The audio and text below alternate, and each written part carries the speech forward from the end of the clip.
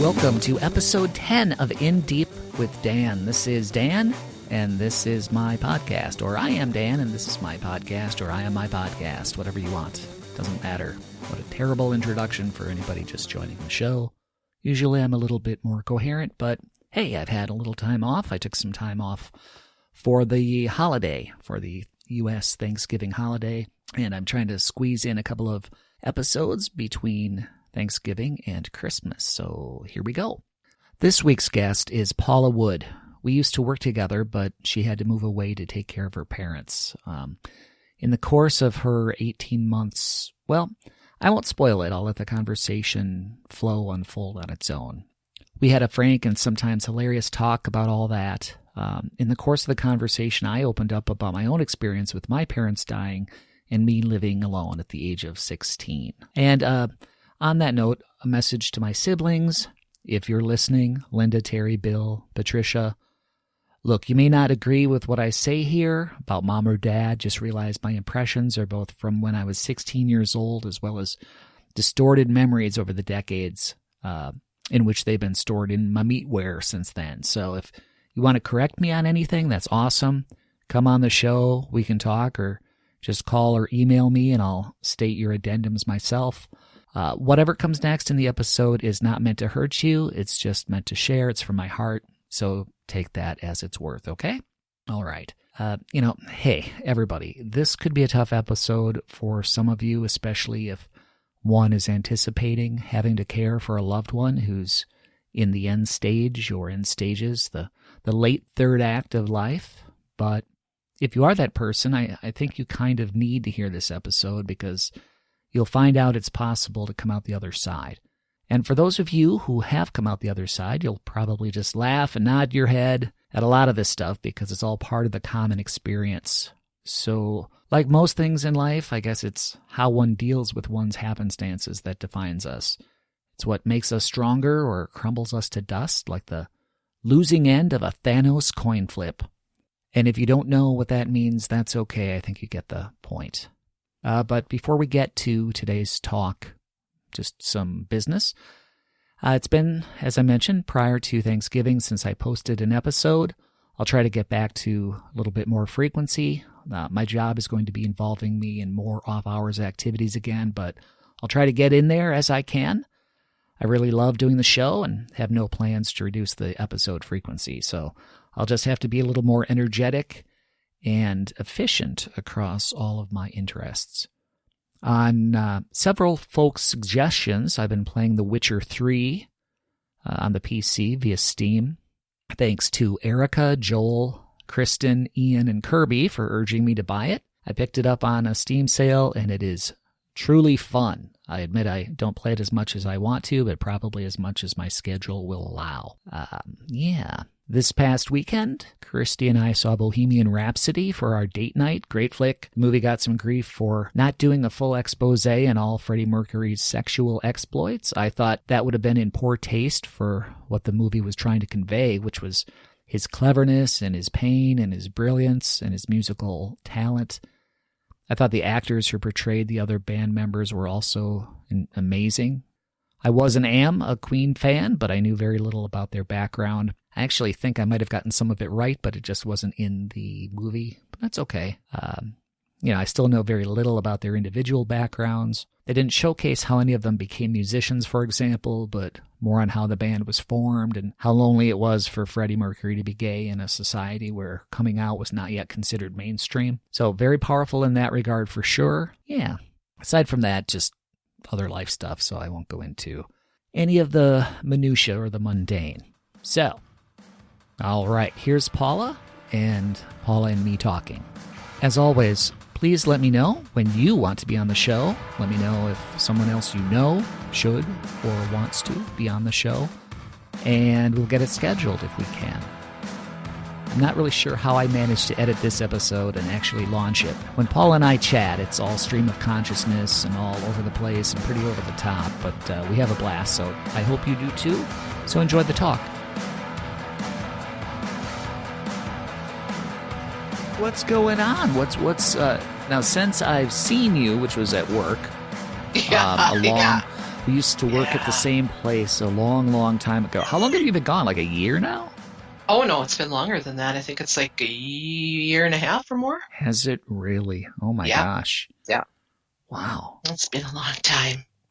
Well, work time and real time are two different run at different animals. speeds. Yeah. So I have no idea, really. Yeah. But just feels like forever when you're at work. Yeah. Well, I think it ran quickly because I'm having fun. Now, this isn't related to you being gone. Thanks. I appreciate that. What's it been, like a month? Like a month? It seemed like so long that you were there. Yeah. Yeah, I mean, that time I remember like every grudging day, but I don't know, since you've been gone, it's like a weight's lifted off our shoulders. It's like a vacation. I don't know what to say. Yeah. And so you're up in the northern part of I'm up in the North here. Yeah. Awesome. Don't you know there? Yep. I'm in Manitowoc, Wisconsin. Great. Yeah. Cool. Oh, I can't wait for the next season of Fargo to come out. I don't know why I'm thinking about that. Couldn't be my accent at all. No, you slip into it very well. Now, is that a true Manitowoc accent, or are you just whipping out the like North Dakota accent? There are farmers here that the older folk actually talk like that. Wow. You got to go to the field of timer tree, there. Oh, wow. You got a bunch of tines on your pitchfork, and you take them, and it's like, that's great. What can I swear? What in the fuck? Sure. Is what I usually... Yeah, I had no idea that it made it all the way this far east. Just like a big paint swack across the Midwest, upper Midwest. Yeah. Wow. Don't you know they're hey? Yeah. And are you originally from there? Because you do it very well. Yes, I am originally from Manitowoc, yeah.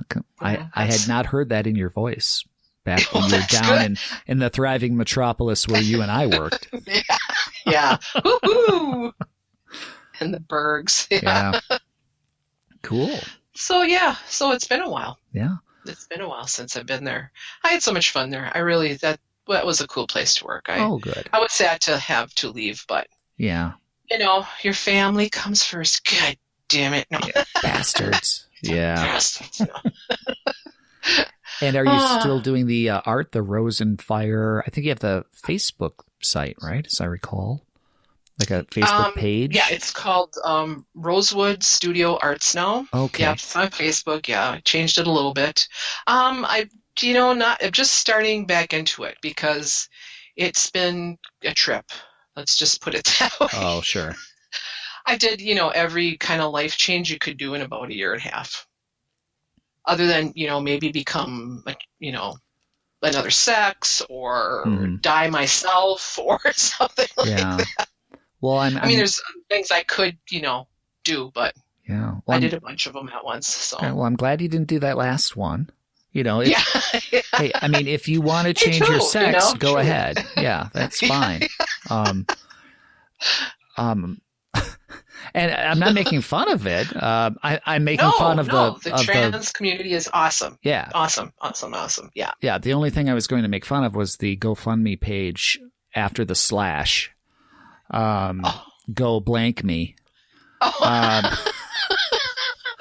But I won't fill that in. But it would have been good, so to speak.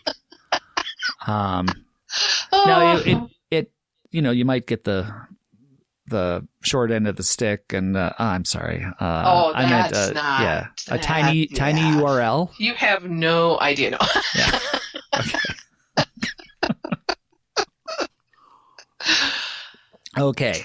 So let's stay on point here. Stop letting me be off point. We are very bad at staying on point. God, we're terrible. Yeah. We were an HR nightmare at work. Yeah, I got an email this weekend, not to me. It's a to all. It's a to all. But it said, on Monday, you will be receiving a link for mandatory sensitivity training. I don't know why that's so. Yeah. I just could see you in that going, your eyes are going to be rolling so hard they're going to hear them. No, hey, Paula, I like Stop that, Dad. No. I like a good mingler like anybody else.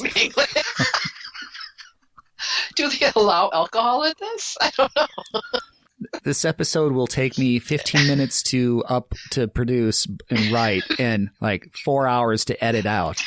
Like all the shit that I have to. Yeah, all this crap. Yeah. That we're and it's not that it's not fun, just that like most of it probably is just terrible taste.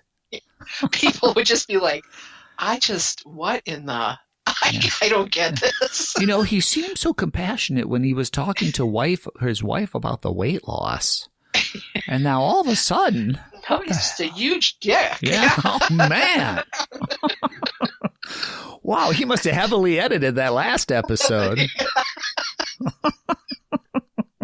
True.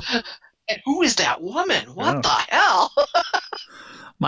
My wife and kids went to my in-laws early this weekend, and I stayed at home an extra day. And I guess they played that episode, which I think was episode 4, because Christy said, "Oh yeah, Mom and Dad, you haven't heard my episode." They're like, "What's a podcast? I don't even know. How do you play one of those?" You know. So she played it, and her dad kept saying, "You guys are, this is not realistic. You're not fighting. Well, you're so lovey-dovey to each other. What is happening?" And she's like, "Well, Dad, we knew we were being recorded." Yeah. I mean, there's that, And there's people like me that just don't give a shit if you're recording me. Right. It's like, whatever. Take me as for what I am. Yeah, right. Or fuck you. Yeah. Which I always loved when I was like going up to get a pen or a notebook. And then a half an hour later, you'd go back. You're like, "What are you doing back here?" I'm like, "Getting a pen." Okay, how's the Lambrusco? It's fantastic. Nice. Aren't I classy? I'm like, I drink Lambrusco. Of course. For Manitowoc, I bet you're extremely classy. Sure I am. Is it in a box? No, it's actually in a bottle. So I'm way up there. Yeah. Oh.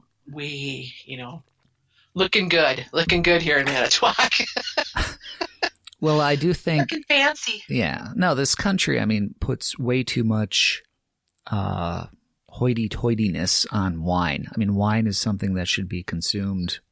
It should be inexpensive. It should simply be consumed. And, we shouldn't treat it like as a special occasion. Oh, no. You should be drinking wine all the time. Oh, yeah. Out of a hat, with the holder. Not something weird. Not like drinking it like a vessel of a hat, but just like the little plastic holders. Oh, okay. Yeah, duh. Okay. God. Like, get with that. Yeah, don't be so low rent, Paula.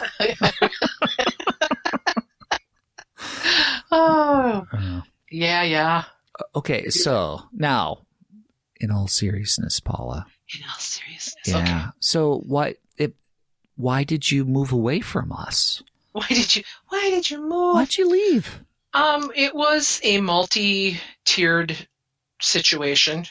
I actually decided to leave my husband, leave my home and my job all at the same time. Right. Which was not the funnest thing ever. But for the main reason is to come home to my elderly parents to help them out. And it was a good call because, shizzle went down as soon as I kind of came home. Oh, so I'm sorry. Well, this is the time of life. Yeah. That I'm in right now. And it just was really bizarre that everything happened within like a 1.5 year period. So it's been awakening. Let me just put it that way. Because all of your stuff you have between your family, all the stuff you have with yourself just seems to become amplified and like, here it is in your face. What you going to do about it? So yeah, it's crazy. I went from leaving my house, my job, my husband moved here, was a huge effort getting this apartment ready. Then I got here, had a job, lost a job in 3 months. I was sick with pneumonia for the 2.5 months that I had the job. Oh, no. Yeah, it was fantastic. Oh. So I was unemployed, and then kind of was not taken care of, but hanging out with mom and dad for quite a while, taking them to, doctor's appointments. Found out my mom had cancer, was terminal with cancer. Oh, no. And my dad then kind of gave up, and so he started getting sick, was in and out of the hospital with pneumonia. I had whatever that flu A was. Did get a new job after 3 months, thank goodness. Yeah. So the day that we had to go in to talk to the oncologist was supposed to be my first day of work, but I started the day after because it was just too much. Yeah. And they let you do that? Yeah, they were really cool about it. Oh, good. They were really cool about it. And I work at Human Services, so I'm the lead receptionist at Human Services. Oh, perfect.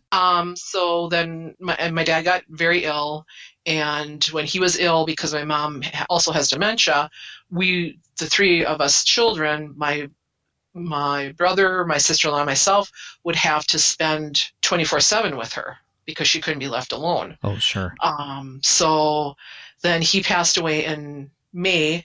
Oh, I forgot. I figured that wasn't hard enough, so I fell down the stairs of my apartment and broke my shoulder in April. Oh, I didn't know that. Oh, my gosh. Yeah, because, doing it two-handed was like, the pussy route. You just got to do it one-handed, right? Yeah. Yeah, the two-handed pussy route is really, at least it's commitment. It is. So then my dad passed away in May, and then weirdly, shortly after that, we had to start taking care of my mom 24/7. So I was over there 3 or 4 nights a week, in between working and all weekends, and kind of fun stuff. So she wasn't deteriorating, and we're like, okay, we're like 5.5 months. You gave her 6 months on hospice. What happening? So we took her off of hospice and found out that her tumor disappeared. Oh my gosh. Yeah. Wow. I just looked at the doctor and I went, what? Yeah. Can you repeat that? Okay, wow. Here's her CAT scan, because we had to take her off of hospice to get the second CAT scan, because that's how insurance works. Oh, sure. Yeah. So she said, here's the CAT scan of her 6 months ago. Here's the CAT scan from 2 days ago. It's not there anymore. And I said, so have you ever seen this? But she said, I've never seen this before. I don't even know what to tell you at this point. Yeah. So they couldn't put her back on hospice. So from there, her dementia just kind of got worse and worse, and had to decide to put her in a nursing home, which she's in the memory care unit of the nursing home. So that's what I did for the last 1.5 years. Ta-da! Wow. We got a dog. I didn't go insane or anything. Yeah. Oh, jeez. Wow. And your shoulder, is that healed back up again? Yeah, it is good. It's good. Yeah. I'm looking for the bright side. Wow. I know, right? Yeah. It healed pretty good. It wasn't a super bad break, but it was enough. I mean, I was in a sling for 6 weeks, and that was peachy. Yeah. It's like, how can I do this one-handed? What the F? Yeah. Oh, Jesus Christ. I mean, I took my sling a couple times and just like threw it across, took it off and threw it across the room. I hate you. Oh, no. It's like, okay, I'm literally acting crazy. Let's put it back on. Yeah. Oh, damn. Yeah. Wow. Wow. Yeah. I didn't know. Most people just go, you what? Yeah. What the fuck happened to you? Yeah, but did you see any movies or anything? Yeah. No, that was my life. You learn, it's very strange, because you're told by people when you're younger, taking care of your parents is really fucking hard. Yeah. And you're like, yeah, well, what? I get that, blah, blah, blah. Until you actually do it, and I will warn everybody out there, is the hardest fucking thing you'll ever do in your life. Yeah, I bet. It really, really, really is. Especially dealing with dementia, it's not easy. Yeah. you're losing your parent before they're gone, and that's super difficult. So, buckle up, because Right. if you love your parents, you're going to do it, So, yeah. Yeah. Well, and you go through all those emotions of like, why am I really doing this? I really, because you get so exhausted, you're like, I don't fucking want to do this anymore. And then you feel like, oh my God, I'm a terrible person. I don't want to take care of my parent, but you're like, but I just want to sleep, please, Jesus, Well, I remember because my mom and stepdad died when I was 16 of cancer in the same month. Sorry. No, God. yeah, it's still an open wound. No, I'm kidding. It's so long. But barely remember them. But at the time, because I was doing all of the grocery shopping and stuff, so people would come so I could go out with my friends or go to a movie or something like that. That was nice to get that occasional break because it was tough. But I didn't have the dementia element. We have that now with a family member, and we're going through that. So I'm sorry to hear that, because it's a trip, man. Yeah, I mean, she would get to, and my mother's like this little, and you would never know by seeing me, but she was at that time about 90 pounds, and she's like 4'11", and she's a sweet little Italian lady. My mother's from Italy, and she's like the cutest thing ever. And she would just be screaming and swearing at me, and like for hours. And I was just like flipping out because like, my mother never talked to me like this ever in my life. Yeah. So there's just a lot of stuff you have to learn to deal with, and there's like nobody to tell you what to do. So you kind of have to rise above, I guess. Either you do or you don't. It's kind of that kind of life thing where either you're going to rise above it or you're just not, and you're gonna crash. You're gonna sink. So it does give you opportunity, because it blows a hole through your whole life. It blows a hole through the center of everything, and you literally have to decide that you're going to rebuild your life after that, and decide who are you going to be. At least for me, it was like, decide who are you going to be and what kind of life are you going to live, because everything that I knew was gone, like literally everything. Right. My brothers are 12 and 11 years older than I am, so that there's not a deep connect. I mean, yeah, we love each other. We're brothers and sisters, stuff, but there's not that super deep connection where you're actually growing up as siblings in a home. So, so my family's kind of gone now. Yeah. I mean, I still go see my mom, and I love my mom, but she's no there no more. Yeah. She's, most of the time you don't understand what she's saying. She'll start to speak in Friulan, which is the part of Italy she's from, and I'm like, I understand Italian, Mom, but I don't understand that language. Oh, okay. Yeah. Does she have any moments where she kind of comes back around for a little bit? Yeah, there's lucid moments. Yeah, there's lucid moments, and then it's so fluid. It's like the mind is so fluid that it just will disappear the second later. Oh, okay. And it's onto something kind of like, okay, what are we doing now? Yeah. What's happening now?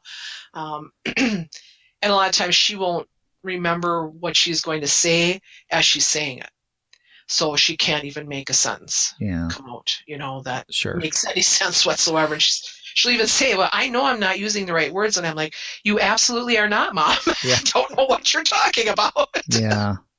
And I'm seeing that now with a family member too, seeing her time period shrink, where she loops because she's forgotten what just happened a few moments prior. Right. So over the past 2 years, that has gone down from about a 15-minute period to, a minute, maybe, so it's, I mean, you see the train coming, Oh, yeah. Yeah. My mom was, with us being in the home, just to make sure, nothing crazy happened. She was fully taking care of herself, other than making her own meals. We've only put her in the nursing home. I think it's been 2.5 months she's in full care. She can't take care of herself anymore. Oh, poor thing. So yeah, this December she's going to be 94. So. Oh, wow. Okay. You know, she's tough. Yeah. I'm like, I don't know how you're doing it, Mom, but God bless you. Yeah. I'm kicking and screaming to get me out of here. Yeah. She's like, I ain't going nowhere. Yeah. She probably just cussed that tumor away. She might have. Yeah. She might have. Well, my brother's in South Carolina, and the small times that he was able to come up, he would give her CBD oil. So, that was the reason why it disappeared. I'm like, yeah, I don't think a football-sized tumor just disappears from taking CBD. I mean, maybe I'm wrong. I don't know. But, well, it didn't hurt. Yeah, obviously. I mean, it just was so bizarre. That is like the most strangest thing of the whole deal. It was like, yeah. And, where did it go? Yeah, you hope that eventually, if there's ever a profit motive in our current society to research the oddball stuff, is probably when all of that is going to be figured out. But eventually when we have a tailored cure for a person's individual disease and the understanding of the mechanics involved to make that happen, all of the research on, hey, why did this person, beat that thing? What was it about their immune system or their genome or whatever, right. Their chromosomes, whatever they had in there, their oil or their, caffeine or whatever the hell it was that made that all the magic potion work. It'd be nice to get that spell book, for everybody. So you're talking about when the Borg is here? Is that what? Hey, don't diss the Borg. Don't diss Hey, I would never diss the Borg. Just so you know, Borg, I'm cool. Yeah, they are listening. I was going to join the collective, but I just don't like the whole cubist lifestyle. I don't either. I'm not into that. No, I like, I mean, it's like very Frank Lloyd Wright. Yeah, I like curves. Although they did have that round one, that sphere, that one time. And you went, ooh, I like the round one. Hey, that's thinking outside of the box. Oh, yeah, I did. No, you just tell me no. Everybody else is like, what are they talking about? What's happening now? That can't be happening. Yeah.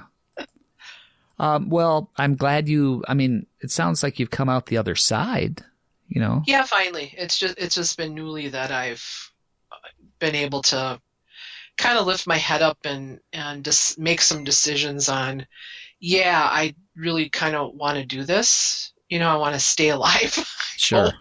Don't want to be bummed out and depressed. I mean, because it really got to that point where I was just like, this sucks. This blows. I don't want to do this anymore. Like I said, it's an opportunity to kind of rebuild everything again and make a life. I think once you're freed of that concept of the child parent, of like you're a child of someone, when you don't have that anymore, I think that does in some ways free you to say, this is how I want my life. I don't have people saying, well, you shouldn't do that way. You shouldn't live your life like that. And I think you can say, I can do whatever I damn please.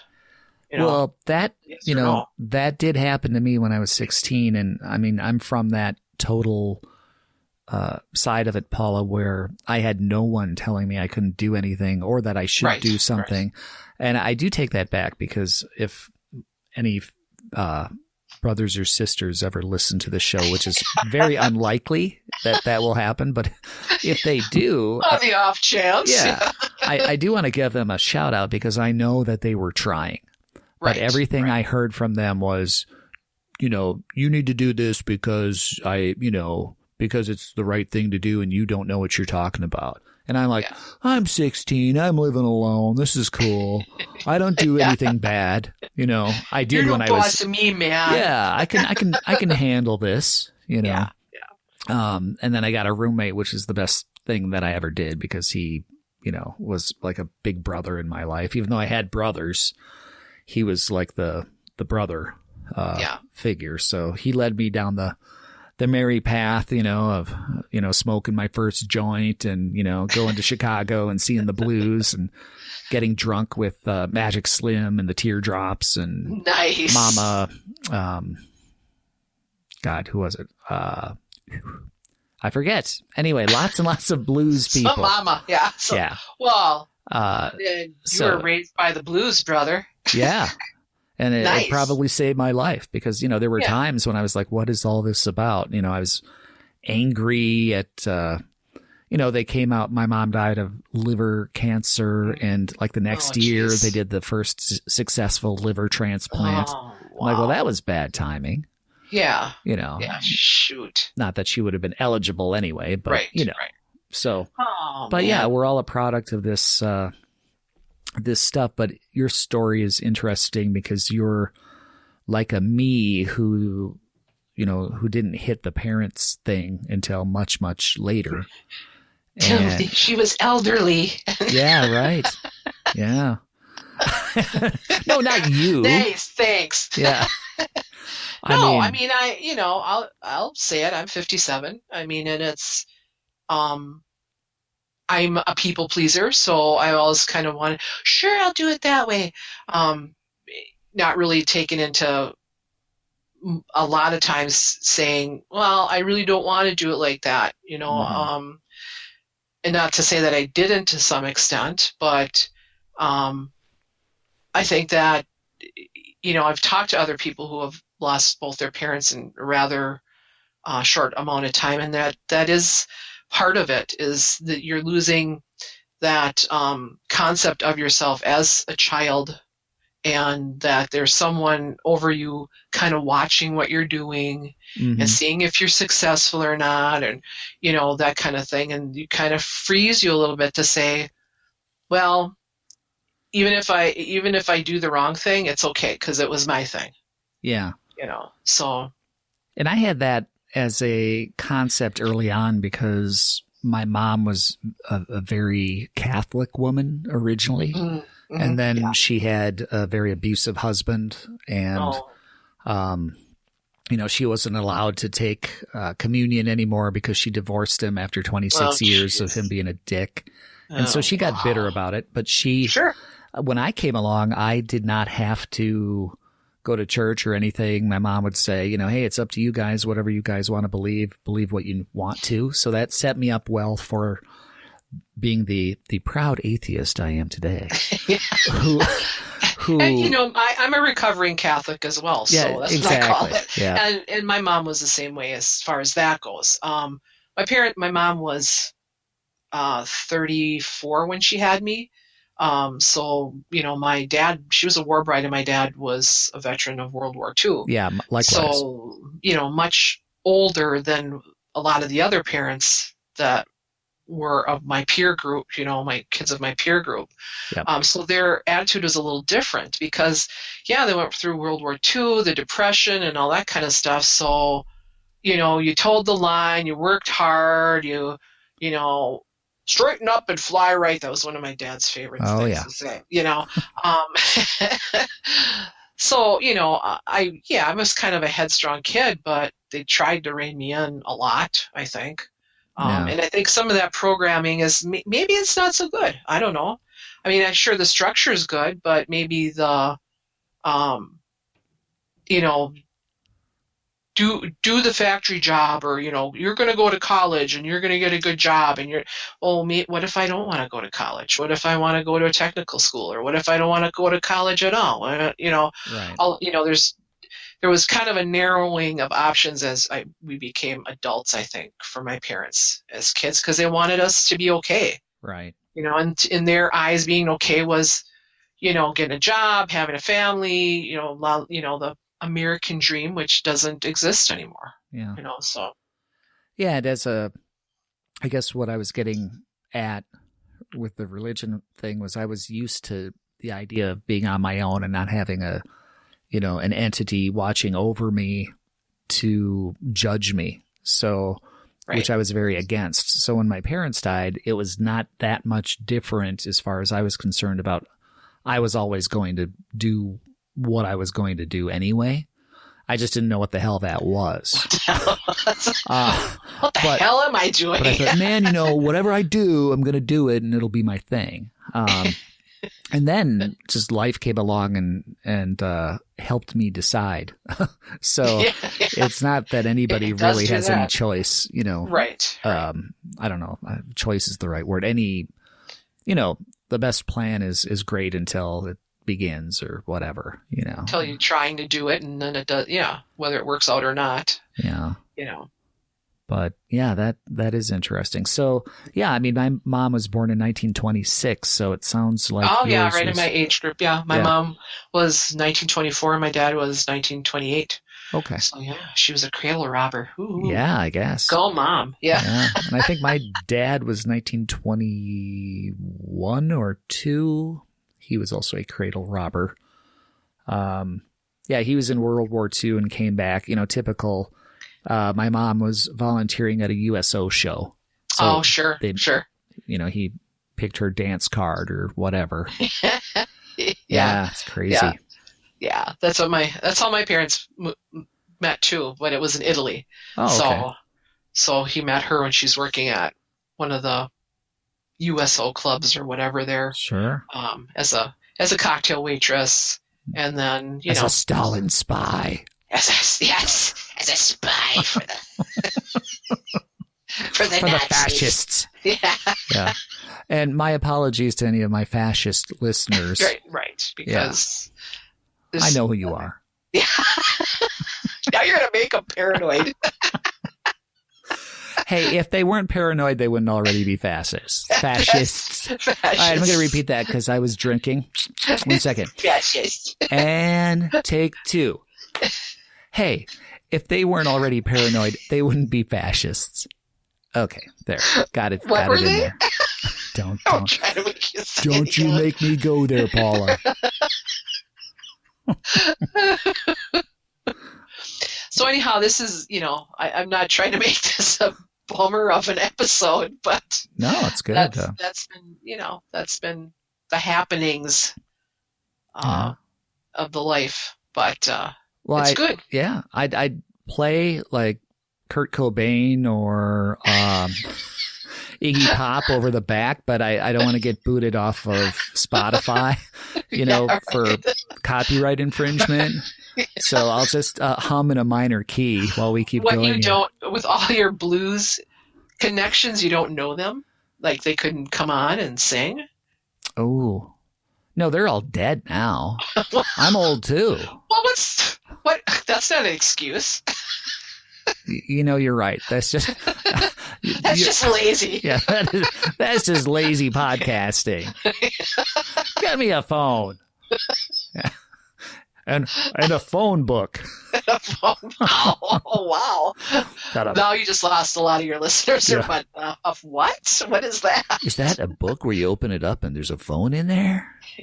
Yeah. Is it like a stash book? Cool, man. Hey, we used to have stash books. What do they have now? Stash nooks? They must. I don't know. Stash they don't pads? stash it all. Like, hey, man, that's my pot. So what? Whoa. What are you going to do about it? You can't threaten me, man. I'm going to call Iggy Pop. Nice.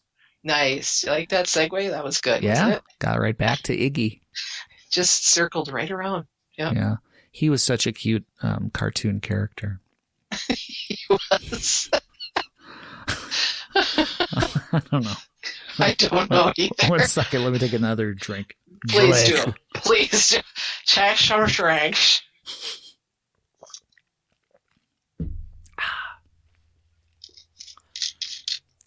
Oh, is that a screw top I'm hearing?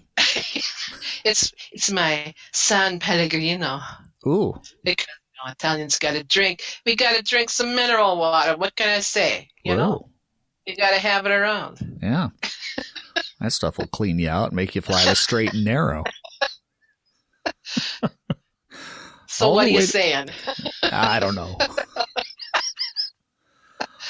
Oh, yeah, that's good. So you are my first guest on my new handy recorder that I have. You know, I cut a PC out of the system, so yeah, we'll see. You got some new shiz to play with. That's cool. Looks good. That's cool. I did the sound test, so none of this is wasted other than for our listeners. Other than why the hell am I listening to this shit? Well, there's 45 minutes I ain't never getting back again. Then they'll pull the plug. Thanks for destroying my podcast, Paula. Yeah. No, I don't mean to be so complimentary, really. Nice. All right. So why what isn't else? I like you? Because you're a people pleaser. I'm a people pleaser. Fuck that. Not anymore. Yeah, I'd always go back to the other building laughing, and people are like, "What's going on? You got gas or something?" Yeah. Like, no, it's just Paula. She's talking to Paula again. She's a doodle. She's something, that one is. So what do you have going on now in your life? You've got mom in the home. Mom, that's horrible. It feels so horrible. We stuck her in the home. No, I mean, she had to be somewhere being taken care of. You know, I talked to a friend who does that. Boy, that really sounded Manitowoc. Yeah, you know. Yeah. What is she down at the Piggly Wiggly there? Piggly Wiggly. Anyhow, my friend, I talked to her because it's what she had done for a living is elderly care. And she kind of opened my eyes to the fact that, because I didn't want my mom to go to a nursing home. That was kind of one of my things. And she was like, it's not if, it's when she's going to go, Paul. Because of dementia, she's going to go. It's just, that's going to happen. Because it's going to get to a point where you won't be able to take care of her or handle what's happening. And even a caregiver is not going to be able to do that. And she's going to have to go in. So. Yeah. Oh, yeah. I mean, there's so many stories. There's no reason that you should beat yourself up ever because clearly, I mean, if you go in the bathroom and she walks in the street, you'd feel terrible, you know? Oh, yeah. Yeah. I mean, and that's kind of what we got down to is just for her safety. Yeah. But you still feel like, you know, mom's in the home. Yeah. It just still sounds bad to me. I don't know. Yeah, it sounds very Sopranos. That's it. So put mom in the home. And, you know, we came home. We had a little Lambrusco, a little nosh. What do you want to do? You know, she's in there. Bada bing, bada boom. That's right. She's alive, though, you know? It could be worse. Yeah, exactly. Oh. So, jeez. So, I don't, where do you go from there? Yeah. So now I'm just, you know, working. And trying to start doing my art again and, you know, I'm actually talking to life coaches, Dan, so fun. Don't get scared. Yeah, they're helping. They're helping a lot. I mean, I believe I have like a love affair with quantum physics and the intersection of that with the spiritual, and that energy is everything. I mean, I really believe that what type of feelings you're producing consistently, what your belief system is. You know, there's quite a bit of programming, but that again is that what you're believing has to do with what kind of energy you're drawing to yourself and what your future is going to look like. So I really am learning a lot about myself and kind of stopping and saying, why does that feel shitty? Or why do I feel shitty? And kind of changing, you know, I'm taking a different tack. I'm very anti self-aware ignorance, meaning I really want, I don't know why, and it drives my family nuts, but I have always pushed my kids to be very self-aware of why they're doing something. I'm like, well, that's great. Why are you asking the questions? Why? This is me, you know. Why did you just clearly get angry when I said, hey, what's new today? Or, well, I don't know. And I'd be like, okay, well, we'll figure it out. But because then I get riled up. God damn it, just examine your emotions. You've got 5 seconds. 4, 3, 2. No, but dig deeper, damn it. Exactly. Yeah, there's a reason why. Which is the name of your podcast. Yes. No, that's where I was. Yeah. But yeah, I mean, and I think that's related maybe at least it's on a parallel track with what you're talking about in the, spiritual versus process oriented. In both of those, not that they're, mutually exclusive by any means, but at least there's the self-awareness and the concept of, essentially, when you say programming, the concept of free will comes up, and it's like, okay, is that really a thing? Number one. Number two, does it even really matter as long as we're sort of in on the joke? Right. So if we kind of know what's happening. Yeah, I think if you're self-aware enough, like you're talking about, to become almost like a third party to your life and kind of push the pause button and say, why am I feeling like this? What's happening right now? Usually you can kind of dig in and find out, well, it's not really what Bob said, to me. It's more like, he sounds like my dad, and my dad always made me feel like I wasn't, nothing, and, stuff like that. And you can say, no, that's not what I believe anymore. I really believe that, I'm wonderful, or whatever it is. And then you start to change that programming, those neurons, because we are wired. I mean, we're wired from childhood. Absolutely. And most people just run the programs in their life and just kind of go ahead and la la la, are the walking dead, literally. Yeah. It's just when you start to go through a lot of stuff, and I mean, I've always been doing this my whole life, but I think it accelerates and becomes very amplified when you have to make very clear, distinct choices on how are you going to feel right now about something. Oh, very. It's going to crush you. Yep. It's going to crush you because, going to see my dad dead in a chair and having to bring my mother, who's, going through dementia, into my father because my brothers won't do it, that could be like soul crushing. Oh, yeah. But you have to be able to figure out, how am I going to make the best of this? Yeah. How am I going to make growth come out of this? Because this is obviously really not fun. Yeah. At all. But I think what you've come to discover too, that's just a moment. It's not a great moment, but it is and when I use the term just, it literally is just a moment of a lot of moments in your life.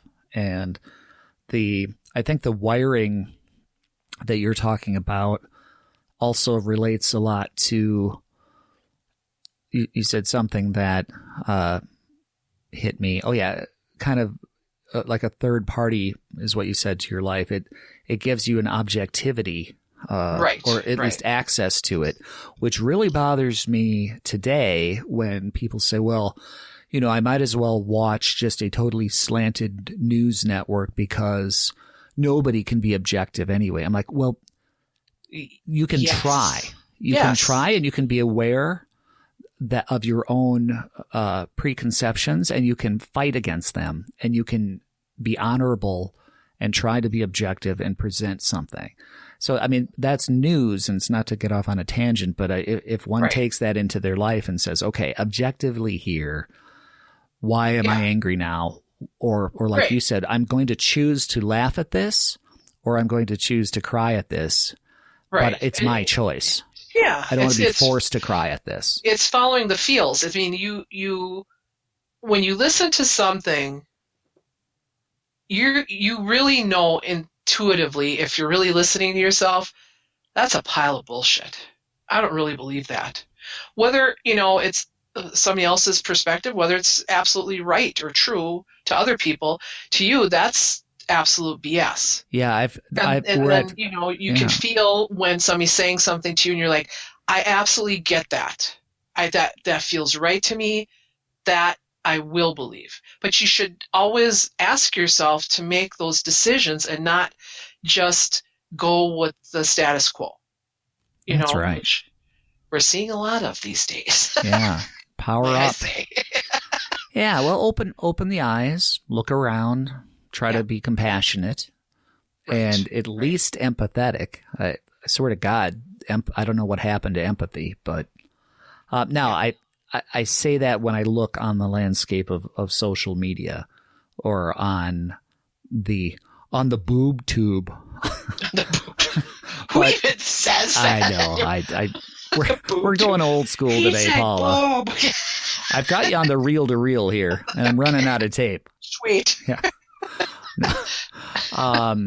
But I see true empathy in real life to my friends who are, or, coming from my friends who are on both of the major sides of the political spectrum. And I think, okay, I'm seeing this in real life.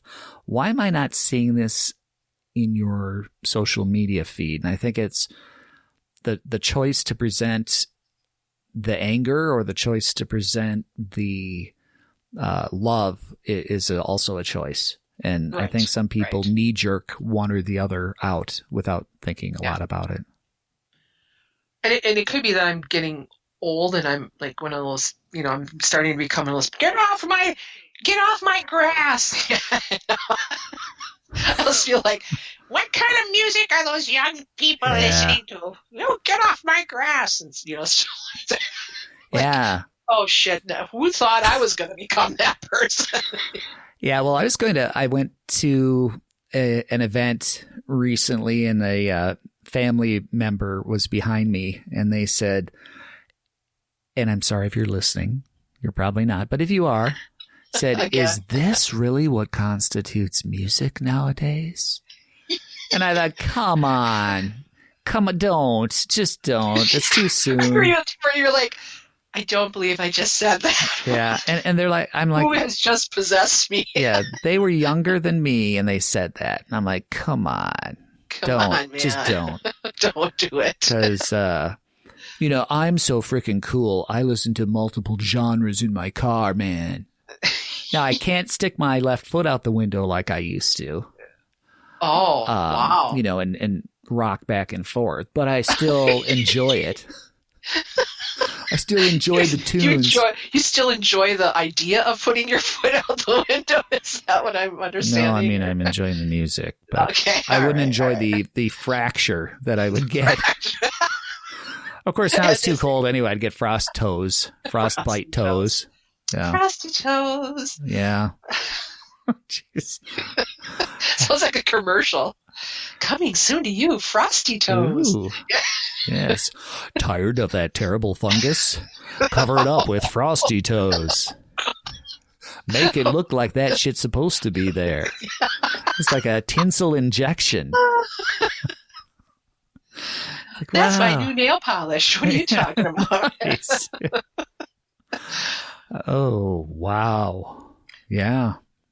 Well, good. No, I like that. I mean, that it seems like, number 5 has come alive up in Manitowoc. Yeah, right. Wow. Where's Paula? Oh, I can't do a copyrighted song. I'm sorry. Stop. Yeah, to the tune of Who's Johnny? Who's Johnny? From nice. Now you just yeah. Do you remember the movie that was from? Number 5 is Alive.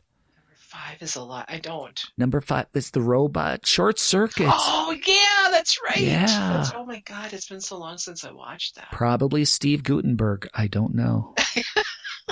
Had to be. Oh, Stevie. Yeah. What happened to him? I don't know. Where is he now? I don't know. Is he still alive? Or is he another one that we can call that's not alive anymore? Yeah, he's in a blues bar in Chicago on heroin, actually. Isn't everybody? Yeah. Seems like they are these days. Yeah. Well, I mean, considering the ways one could end up. No, never mind. I'm not promoting heroin. I'm not. Never done dear it. Sweet Jesus. Yeah. Like, well, in a big basket full of shit. I mean, that needle isn't all the way at the bottom. Yeah. I mean, you'll have to wash it off first because it's in the shit. I can't comment on that from where I work. I can't do it. I'll cut that. That's another Dan crossed the line part. So I'll cut that out. I mean, there's a lot I have to say, but I can't because of where I work. Sure. So. Yeah, that makes sense. I mean, it's a huge epidemic. It's crazy. I didn't know until I worked there, like, how just rampant, not even heroin, like meth is. It's just, I'm like, what the hell is going on? Yeah. It's the end days, I'm telling you. And you wouldn't believe the people that are having issues with it. I just look at them and I'm like, you don't look like the drug addict, person. And it kind of humanizes it, I guess, to a certain extent, that, it could be anyone. It could be your brother. It could be yourself. It could be, for people who demonize those types of people with addictions, that's terrible, because when you look at that person, you should be saying, that's me. That could be me. Or that could be me, yeah. Yeah. I'd rather not say that that's me. That's me. Because I think that's you don't want to go that far. A little defeatist, Paula. Yeah. Oh, hey, that guy, that's that me. Could only be me. Yeah. I'd help that guy, but he's me. He'll be all right. He'll be fine. Yeah. I was glued with you this whole episode, but now that whole you're that guy. Yeah. That's very offensive. That went just too far. Do you find that, or do you see that their entryway is the mom and dad prescription drugs in the cabinet, or do they go like straight for the illegals right away? I'm not a caseworker, so I just see the people coming and going, but people from all walks of life, all ages. So I would have to say there's something in our society that's causing these people to want to check out on this stuff. And I don't know what it is. I wish I had an answer. I think everybody wished they had an answer to that one. Sure. But it's scary how many people are addicted to it. Ugh. Especially in this little burg that you would think, is mom and pop and you don't have to lock the doors. Well, yeah, you better damn lock your doors now. Yeah, because they're coming for your shit. They're coming for your shit so they can get more shit. Exactly. Yeah. Was the old Chris Rock joke? He's like, crack is the best thing that ever happened. He said, you can get a VCR for $5. I can get a VCR for $5. You do him very well, by the way. It's not anywhere near as good as it should be, because I probably got the dollar value wrong. It's inflation. It's probably like $3. Probably was $3, yeah. But those great comics, they sit and they try it, they workshop it. They're like, okay, tonight at the 7 o'clock show, I'm doing $3. At the 9 o'clock show, it's $5. Whichever one gets the better laugh, wins. I love that. And then you get the special. You wish you could do your whole life like that? Kind of like a redo. Workshop it, let's see what they're going to do if I do this. Like Groundhog Day. Well, I actually do that with a family member who has the dementia issue. Do you? Yeah. Because I can keep replaying my answer over and over again, but honestly do it slightly in a different way. Yeah. Yeah. Because I know the question's coming again in a few minutes. You do. Yeah. And you scarily do that. I mean, honestly. Sure. You do that stuff. Well, you have to break up the monotony. And then you have like a paragraph. You take a different tack, because it's like, how many times should I really remind my mother that my father's dead? Oh, yeah. That kind of stuff. Like, after a while, you just go, oh, no, Mom, he's fine. He'll be here later. Yeah. I don't know what to say. He went to the gas station. Yeah, he's going to come around soon. I don't know what to tell her anymore. You know? Oh. Damn. But yeah, you have those kind of conversations where you just start to agree to everything, after a while. Because in the beginning, you're trying to, let's bring them back to reality. Yeah, let's snap them out of it. Let's snap them out. No, Mom, that's not right. This is, what's happening. after a while, you're just like, yes, of course. Let's go and get on the Titanic. Sure. Yeah. Let's do Why not? That she says that. Yeah. Yeah. And I'm glad you mentioned that, Paula, because I did earlier this weekend, I made the mistake of saying, we just had a really long, lengthy conversation about this very topic. And I think everybody in the room was like, why'd you do that? And I was thinking, well, I didn't want to talk about it for the 11th time, but that wasn't really my place. I should have just talked about it for the 11th time. Yeah. Yeah.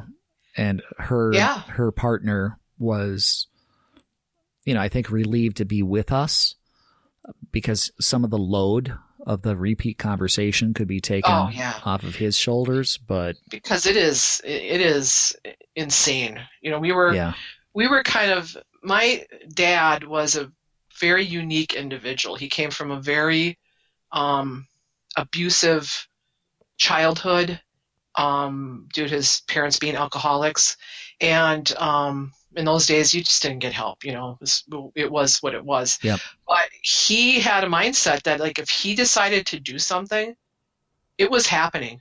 It was going to happen. And he had told me when Mom was diagnosed with cancer that he was going to die first. And he absolutely was not sick at all. He was taking care of her. Yeah, and I was like, and you say, yeah, okay, Dad, right. And then when he started to get sick, I was like, you son of a gun. Yeah, you did it.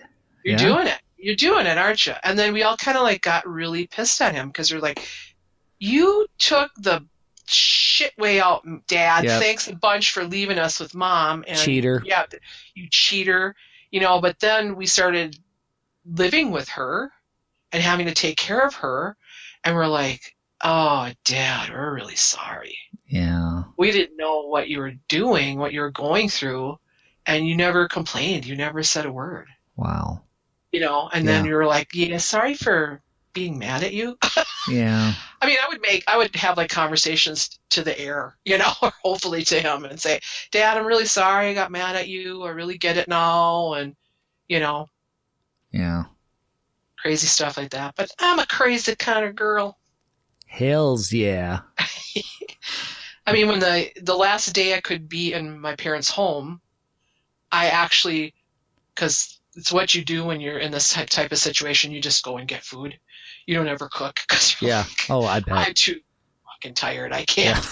So I just went and got a meal, and I sat at my parents' kitchen table alone, and I had dinner with my parents for the last time. Oh. I was kind of like, saying, okay, this is our last dinner, Yeah. Hope you guys are going to be okay and good and, all that kind of stuff, just to kind of like say goodbye. Sure. I think that we should do more things like that in our society, that we should maybe make little rituals for ourselves to kind of bring end to things and to kind of get over things and move on to the next thing. I just agree 100%. And nowadays it looks crazy when you do stuff like that. Like, what the fuck is she doing?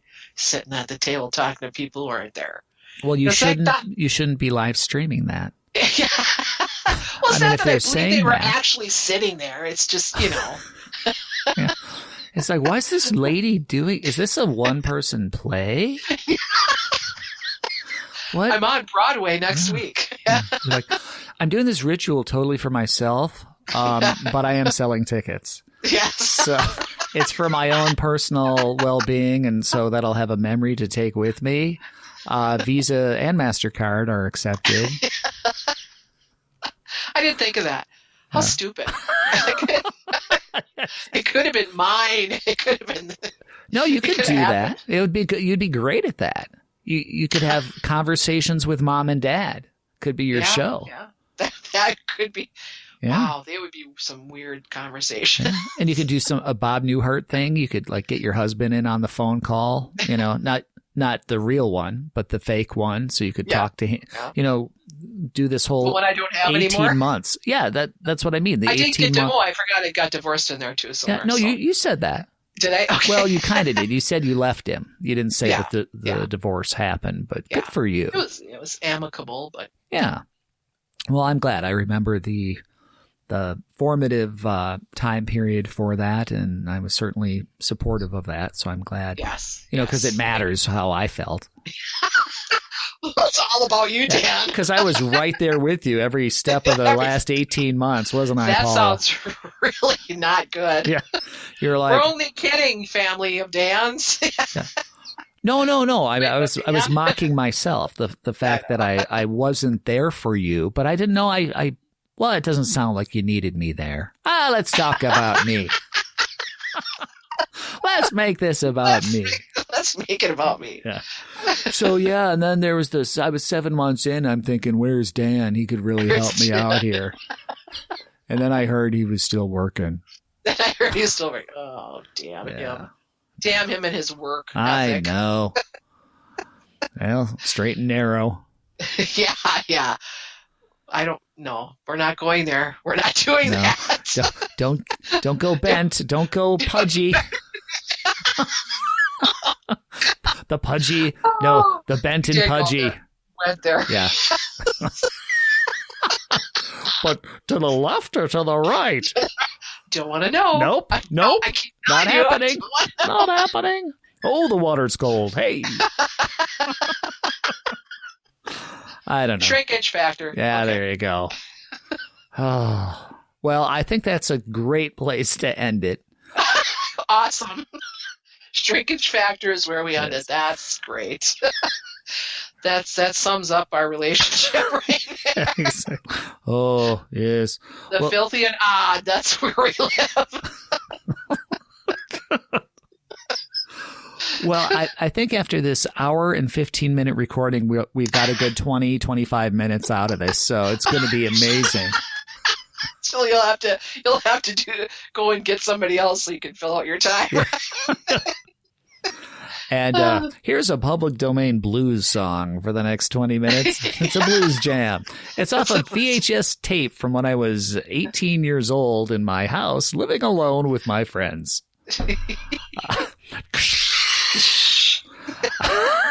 I do have those somewhere. I have to pull them out. That's awesome. Yeah, we used to use VHS tape as a tape, because it was longer, and you could set it for 2, 4, or 6 hours because of the 3 speeds on the VHS machine. You're so smart. And so we'd do that and bring it in from our mixer and have audio masters. It's cool. Cool. That's very cool. Yeah. Yeah. One of my regrets is never seeing B.B. King. I wanted to see him so bad. Saw him many times. Yeah. You suck a lot. Yeah. Yeah, well, it sucks to suck. Actually, it doesn't. It doesn't. It's really good sucking. Did you really just say that? That's what she said. Did she? That's good. That's good. Yeah, because, man, my Yelp reviews for that are terrible. Oh. Dan on Yelp. I know. All right, Paula. Well, thank you very much. I'm glad we were able to connect. Finally. Yeah. Gods of audio finally smiled upon us. I know, and you sound very good. Well, good. You could have your own podcast. Do it. We don't know. Do it. Okay. God damn it. God, get away from me. Hurry up. Get off of me. Do it. Jeez. You're not the boss of me. I thought we went all through that. I think we went through that. Right? Exactly.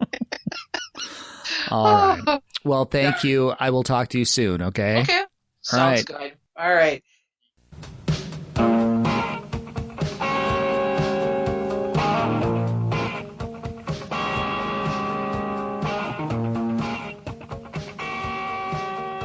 All right, that was our chat. Thank you, Paula, for being on my show. A correction, Chris Rock's joke about the VCR, the dollar amount was $1, not $5. I posted a link to that classic bit in the show notes. Love that guy. I watched his most recent Netflix special from a few months ago. He's still at the top of his game, so go watch it. Not that Chris Rock needs my endorsement, but there it is. Paula and I use Facebook Messenger to communicate. I think it worked out well. let me know via an email or Skype email at indeepwithdan@gmail.com. That would be swell. Even harder than finding guests is finding a viable means of communicating with guests that is easy for folks without professional audio equipment to use. So I've used CleanFeed, Zencaster. Those work very well for people with headsets or microphones or a combination thereof. But, Skype, Facebook Messenger, and Google Hangouts seem to be the easiest. I could use FaceTime audio, I suppose, but I don't have a Mac, so I'd have to introduce my iPhone into my mixer, which in itself can present some challenges. A shout out to fans, contributors, guests, muses. Thank you for sticking with the show. I appreciate your comments. Remember to reach out to the show about being on the show. So check out the show notes. I've moved the contact information to the top like a good little podcaster should. So you can see the show notes in your podcast app. Just click and slide around on it and you'll see what I mean. In Apple Podcasts, I think you just scroll straight down from the title, graphic art. In Overcast, you scroll over to the right or something. So it's all, you can find it in your various apps. I'd like to try something new and urge folks to subscribe to the show via Apple Podcasts if you have it. It really helps the show out to be higher in the stats so it can be found more easily by people who don't know about it, so that would be awesome. Also, give a positive review there, but if you have something negative to say, please email me and give me an opportunity to address it. Negative reviews are forever, my deeplies. Be a sport and play nice out in the audio sandbox. It's not YouTube, it's podcast land, so be gentle, be kind, be honest, but do it via email. Unless it's raving positive, then go ahead and put it out on Apple Podcasts, okay? That's just between you and me. So until the next show, my deeplies, I will talk to you then, and thanks for coming.